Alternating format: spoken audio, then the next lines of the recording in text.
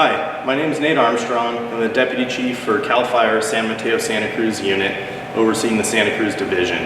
I'm currently the Incident Commander of the CZU August Lightning Complex. Going back to the early morning hours of August 16th, 2020, we had a significant lightning storm come over the North Santa Cruz County and South San Mateo County mountains.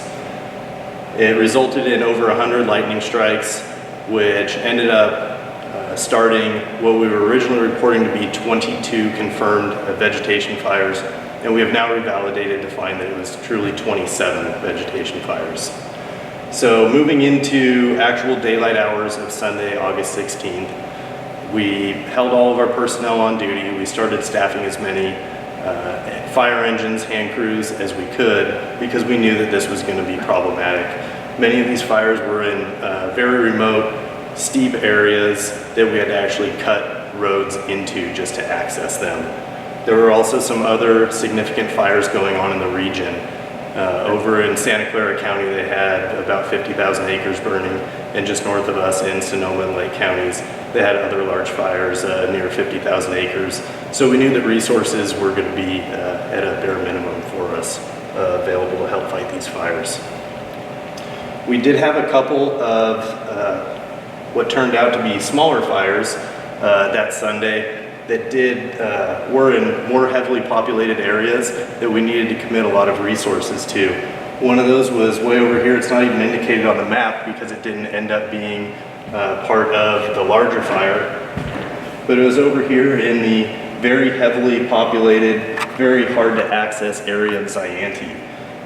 We had many resources on that for 2 days, so Sunday, Monday, bringing that to full containment. We also had a couple of other fires in populated areas up here above China Grade that eventually did end up getting burned over, but those were initial threats to quite a few homes that we also had to take care of on that Sunday and Monday. So looking at this map, it might be kind of hard for you to tell, but I'll point out this is a progression map that shows the fire from that first day of the 16th, moving all the way until, let's see here, I think September 9th. So aside from those initial fires that we were able to contain, like I said, we had somewhere between 22 and 27 fires still going. Many of these were actually unstaffed. They were smaller fires that didn't get much growth, that were throughout what ended up being the whole fire footprint here. We did have 5 fires that we were able to staff, and those are indicated by the darkest green color here. Down here, this dark green color was the Waranella fire that is just north of the cement plant in Davenport. This was actually what we considered to be, we weren't worried about it threatening homes, but this was actually the nearest one to any homes. We did have resources on that, and we're making really good progress on that. This dark green blob right here is in the Waddell Creek drainage, and we were calling that the Waddell fire. And again, that was actually somewhat near homes, as you have homes right along this ridge here. The 3 other larger fires that really ended up being the most problematic for us and created what we all came to know as the CZU August Lightning Complex. The first day were right here, and right here. They were pretty small. Like I said, they were very inaccessible. They weren't threatening homes. We were getting resources to them, but it was really problematic. So that first day between those 5 large fires, they grew to about just around 800 acres. Moving into the second day, Monday, August 17th, we were ordering resources as much as we could, but we just weren't getting them. We were still having trouble getting these fires and just how we were going to deal with them. And you can see this Waranella fire, we did a pretty good job. It didn't see any growth. The Waddell fire stayed about the same size, and we were going to be throwing everything we could at that so we could kind of wrap that up and move on to these other fires. But you could see the outline here with my finger was what grew the second day.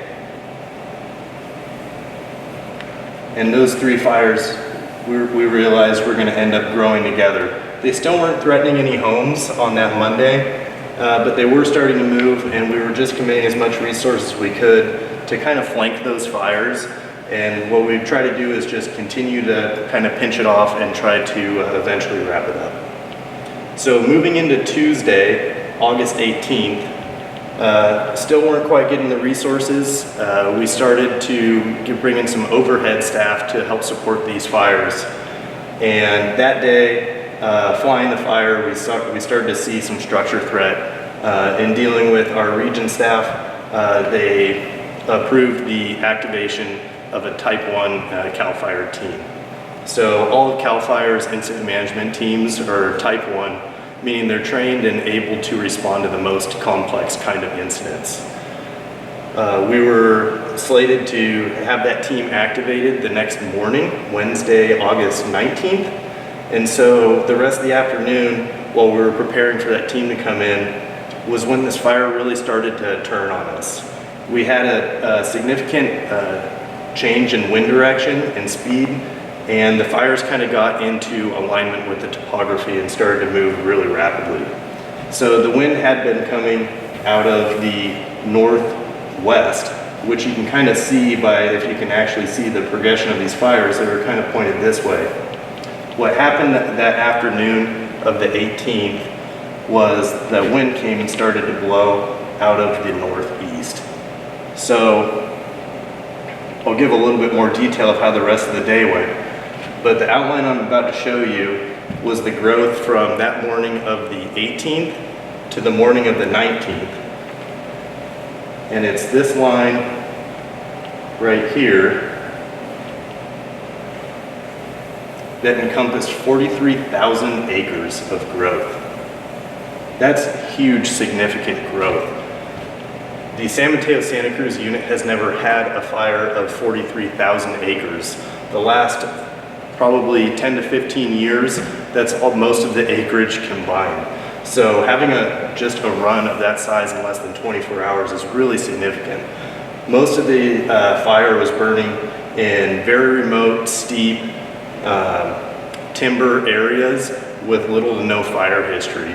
This isn't like grass or light brush that burns and just goes out. We're talking feet of deadened down fuel in that timber understory that just burn for days, weeks, which is what we're still dealing with now. So having that 43,000 acre run, like I say, is significant. This is what pushed it into the areas, the more populated areas.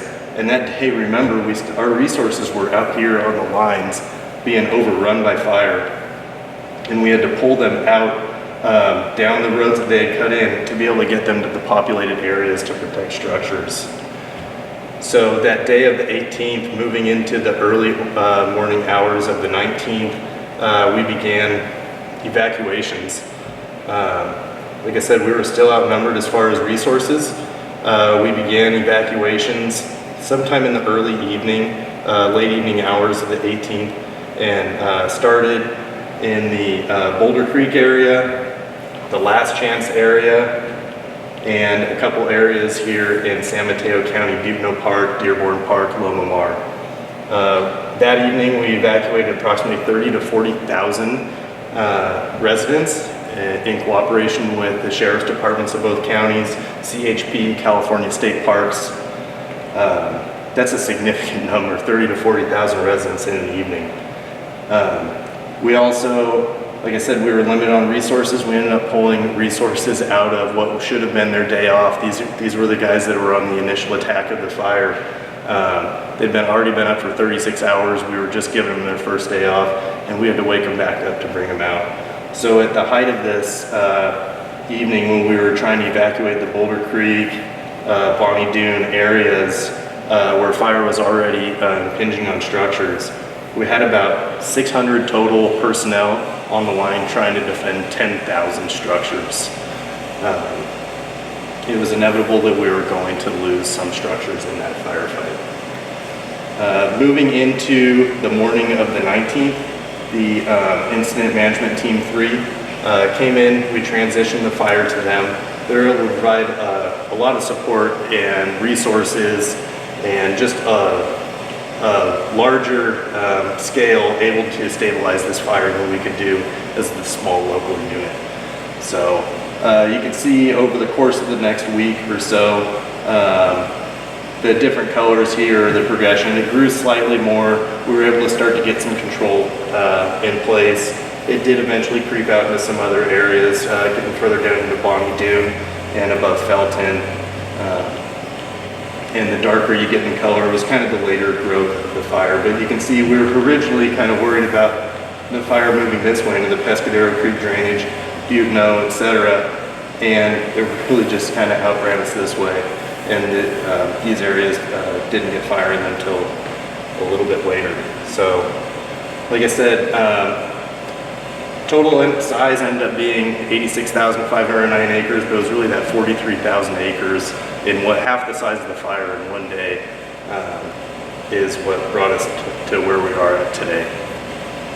We're currently working on repopulating most of these areas as we speak. Many have been repopulated. We still have about 1,500 to 2,000 residents under some sort of evacuation warning or order as we film this.